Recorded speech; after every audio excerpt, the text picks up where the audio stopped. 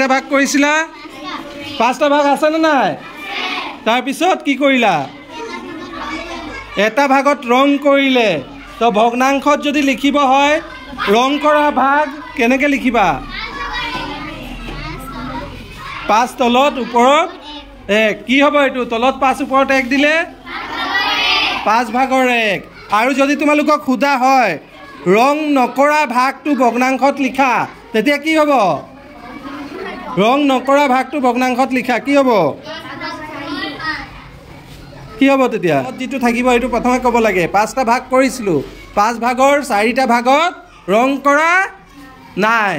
তো বুজি পালা? এইটো সমান হ'ব লাগিব গোটেই ভাগকেইটা। ইয়াত সমান আছে নে নাই? সমান হ'লেহে আমি ভগ্নাংশত লিখিব পাৰিম। কাৰো মাজত কাজিয়া নহ'ব, সমান ভাগ পাইছে চবেই। আৰু ইয়াত কিমান ভাগ কৰিলা? আৰু ৰং কেইটাত কৰিলা?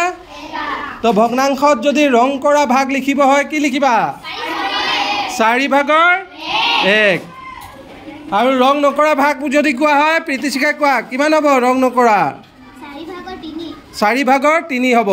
হাত চপৰি দি দিয়া প্ৰীতিশিখা। এইটো এটা বনাইছে। ইয়াত কেইটা ভাগ আছে? 3 ভাগ আছে। তাৰে এটা ৰং কৰিলা, সেইকাৰণে ভগ্নাংশত লিখিব হ'লে কি হ'ব? কি হ'ব? 3 ভাগৰ 1। ইয়াত কেইটা ভাগ আছে? 2 ভাগ। কেইটা ভাগ ৰং কৰিলা? 1। সেইকাৰণে ভগ্নাংশত লিখিব হ'লে 2 ভাগৰ 1 ভাগ বুলি লিখিম। ইয়াতে লিখি আনিছে ৰং নকৰা ভাগটো লিখিছে 2 ভাগৰ 1 বুলি। চপৰি দি দিয়া সুশান্তৰ কাৰণে। এতিয়া চোৱা ইয়াত কিমান ভাগ আছে? ভালকৈ গন্তি কৰি চোৱা।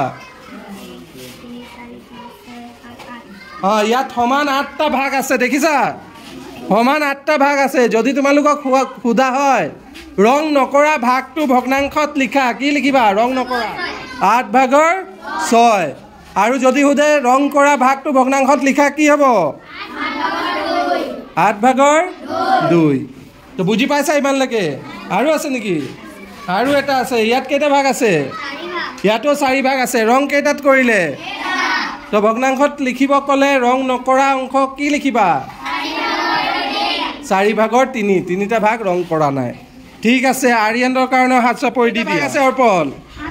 7টা ভাগ আছে। আছে নাই? 7টাৰ ভিতৰত কেইটাত ৰং কৰিলা? তো ৰং কৰা ভাগ ভগ্নাংশত লিখিব হ'লে কি লিখিবা? 7 ভাগৰ 3 লিখিব। আৰু ৰং নকৰা বুলি সুধিলে 7 ভাগৰ 4। ইয়াততো 4টা ভাগ আছে। ৰং কৰা কেইটাত আছে?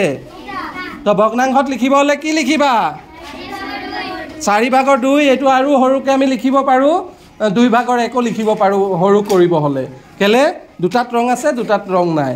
কিন্তু আমি সেইটো পিছত পাম। আমি ডাইৰেক্ট 4 ভাগৰ 2 লিখিম, যিটো আমি দেখি আছোঁ এতিয়া। আৰু এটা আছে। ইয়াত 3টা ভাগ আছে। 3টা ভাগত ৰং কৰা ভাগ কিমান?